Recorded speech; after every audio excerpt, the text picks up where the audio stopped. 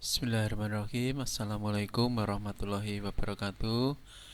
Salam sejahtera untuk kita semua. Om Swastiastu. Anak-anak, marilah sebelumnya kita panjatkan puji syukur kehadirat Tuhan Yang Maha Esa. Pada pagi hari ini kita masih diberikan kesempatan, kesehatan, bisa melakukan pembelajaran secara daring ini dalam keadaan sehat walafiat. Nah, anak-anak, sebelum Awanti mulai pembelajaran pagi hari ini, tidak lupa ya Pak Awanti ingatkan pada kalian untuk selalu mematuhi dan melaksanakan protokol kesehatan ya. Pakai masker, jaga jarak, dan sering mencuci tangan menggunakan sabun. Tidak lupa terapkan pola hidup sehat dan bersih ya. Makan makanan yang bergizi, setelah berolahraga dan istirahat yang cukup. Nah, anak-anak, pada pagi hari ini kita akan mempelajari tentang sistem peredaran darah pada manusia. Yang pertama kita pelajari jantung ya. Jantung ini memiliki fungsi yaitu memompa darah ke seluruh tubuh. Nah, jantung manusia ini terbagi atas 4 ruang, yaitu serambi kanan, serambi kiri, bilik kanan, dan bilik kiri ya. Kalian perhatikan gambar tersebut, ini sudah menunjukkan letak jantung manusia ya. Ada bilik kanan, bilik kiri, serambi kanan, serambi kiri. Nah, pada bagian jantung ini terdapat sekat ya, terdapat sekat. Nah, jadi bagian kanan dan kiri ini terdapat sekat yang fungsinya agar darah yang mengandung oksigen tidak bercampur dengan darah yang mengandung karbon dioksida. Nah, itu fungsi dari jantung dan bagian-bagiannya. Lanjut sekarang. Nah, sekarang pembuluh darah. Pembuluh darah memiliki fungsi yaitu mengalirkan darah dari jantung ke seluruh tubuh atau sebaliknya. Nah, ada 2 macam pembuluh darah, yaitu pembuluh nadi atau dinamakan juga arteri, dan pembuluh balik atau vena. Nah, perbedaan dari kedua pembuluh darah ini dapat kalian lihat ya, pada tabel berikut ya. Pembuluh nadi memiliki dinding tebal dan elastis ya. Sebaliknya pembuluh balik vena dindingnya tipis dan kaku. Nah, pembuluh nadi ini denyutnya terasa ya. Kalau balik atau vena tidak terasa. Pada pembuluh nadi aliran darah meninggalkan jantung. Nah, tetapi jika pembuluh balik atau vena aliran darah menuju jantung. Nah, jika pembuluh nadi tekanannya kuat, nah, pembuluh balik tekanannya lemah.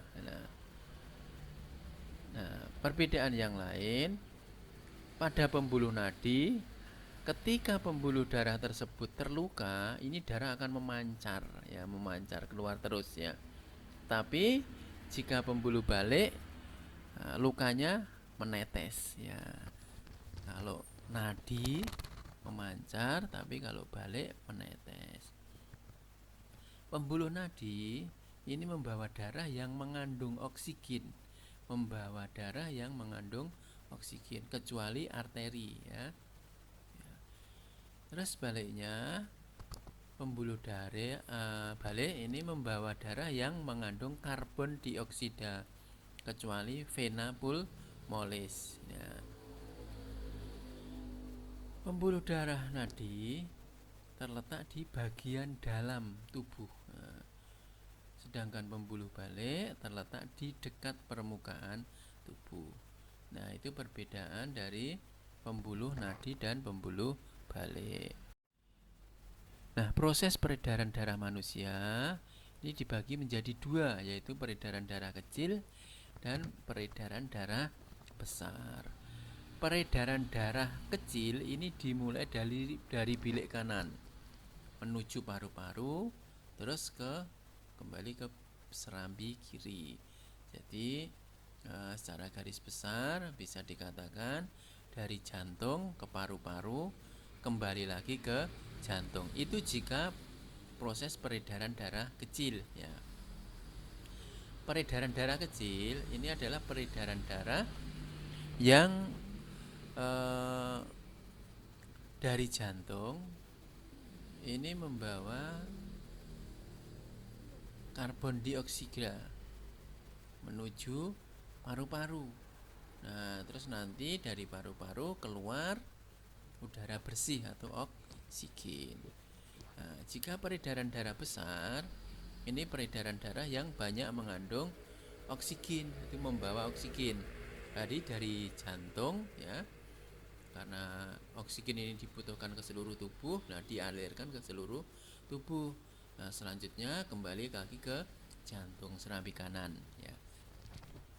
Nah, prosesnya dapat kalian amati, ya, pada gambar tersebut, ya. Contoh peredaran darah kecil, ya, dari bilik kanan, ini bilik kanan. Nah, yang berwarna agak hitam atau keruh itu, ya, ini adalah darah yang mengandung karbon dioksida. Karbon dioksida. Bilik kanan, ya, kalau peredaran darah kecil menuju paru-paru. Nah, ini berarti kan kotor ini, ya. Ini kotor. Nah, kotor. Nah, terus masuk ke paru-paru. Paru-paru, ya, kan dulu sudah mempelajari tentang alveolus kan, ya. Di sana kan terjadi pertukaran, ya, pertukaran antara karbon dioksida dengan oksigen. Nah, ini, ya, keluar dari paru-paru menuju serambi kiri. Nah, jika peredaran darah besar dari bilik kiri, ya, bilik kiri ini ke seluruh tubuh, ya, diedarkan ke seluruh tubuh. Terus kalau sudah kembali lagi ke jantung, ya, serambi kanan tepatnya. Nah, demikian proses peredaran darah pada manusia. Nah, selanjutnya adalah gangguan pada sistem peredaran darah manusia, ya. Yang pertama, varises, ya. Varises ini terjadi karena pelebaran pembuluh darah vena pada kaki. Nah, kalian bisa amati pada gambar di samping tersebut. Ini adalah contoh orang yang mengalami gangguan peredaran darah, yaitu varises, ya. Nah, terdapat apa itu seperti ototnya, padahal itu pembuluh darah yang melebar, sehingga akan terbentuk seperti ini, ya. Ini varises. Terus yang kedua adalah hipertensi. Nah, hipertensi ini tekanan darah tinggi. Terus yang selanjutnya anemia. Nah, anemia ini terjadi karena kekurangan darah akibat zat besi, ya. Nah, jadi kekurangan zat besi intinya. Nah, yang selanjutnya yaitu stroke. Nah, stroke ini pecahnya pembuluh darah di otak yang menyebabkan saraf-saraf otak tidak memperoleh asupan oksigen yang cukup. Nah, ini, ya, beberapa gangguan kesehatan pada peredaran darah manusia.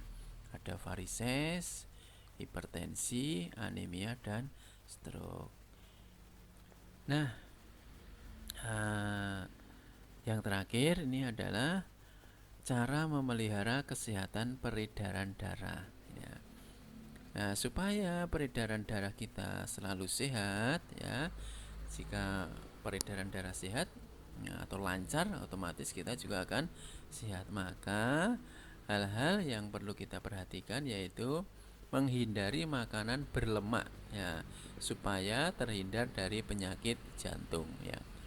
Ya, konsumsi makanan berlemak yang tinggi, ya, yang banyak ini dikurangi, ya. Terus selanjutnya yang tidak kalah penting yaitu olahraga secara teratur. Nah, dengan olahraga yang teratur, nah, denyut jantung kita ini akan berdetak secara baik ya, secara baik, sehingga jantung kita menjadi sehat ya. Nah, demikian anak-anak untuk pembelajaran pagi hari ini, yaitu tentang peredaran darah pada manusia. Nah, selanjutnya kalian akan mengerjakan evaluasi yang terdapat pada akhir tayangan ini. Ya, kalian simak evaluasinya, terus dikerjakan dengan baik. Nah, setelah selesai baru dikirim ke Pak Wanti. Nah, nanti kerjakan saja di buku tugas harian ya. Dikerjakan di buku tugas harian, selesai difoto, dikirim. Ya. Nah, anak-anak, untuk evaluasi yang pertama, coba kalian perhatikan ya gambar tersebut, gambar pada slide ini ya, pada tayangan ini kalian perhatikan. Setelah itu kalian tentukan nama-nama bagian sesuai nomornya. Itu ada 10 ya, ada 10 bagian. Ya, nomor 1 namanya apa, 2 apa, 3 apa, sampai 10 kalian sebutkan namanya. Terus yang ke B ya, kalian jelaskan peredaran darah kecil. Peredaran darah kecil dimulai dari angka berapa, nomor berapa, namanya apa ya. Terus alurnya, urutannya nomor berapa lagi, atau bagiannya apa lagi. Terus ya, untuk peredaran darah kecil. Peredaran darah besar juga, dimulai dari apa, selanjutnya apa, sampai apa, begitu ya. Jadi yang nomor 1 ada 3 soal. Menyebutkan nama bagian ada 10. Terus peredaran darah kecil dijelaskan atau ditulis ya, dari apa, terus apa gitu ya. C juga peredaran darah besar juga dijelaskan urutannya seperti apa. Terus yang kedua, apa saja usaha yang dapat dilakukan untuk menyehatkan jantung kita ya, apa usaha-usahanya ya, supaya jantung kita tetap sehat, kalian jelaskan. Terus yang ketiga, mengapa manusia dapat terkena penyakit stroke. Nah, di Urian tadi sudah ada penyakit stroke itu apa. Nah, kalian jelaskan mengapa kok kita bisa atau manusia bisa terkena penyakit stroke, dijelaskan ya. Nah, anak-anak, demikian untuk pembelajaran pagi hari ini tentang peredaran darah manusia. Mudah-mudahan yang sedikit ini dapat menambah wawasan kalian, sehingga kalian akan tahu ya tentang peredaran darah manusia, bagian-bagiannya, terus gangguan-gangguannya, dan cara menyehatkan jantung manusia. Nah, demikian, mungkin Pak Wanti akhiri dulu untuk pembelajaran pagi hari ini. Segera kerjakan evaluasi. Jika sudah selesai ya, kalian foto, kalian kirim ke Pak Wanti. Dikerjakan di buku tugas harian. Demikian ya, Pak Wanti akhiri. Banyak kekurangan mohon maaf. Terima kasih. Assalamualaikum warahmatullahi wabarakatuh.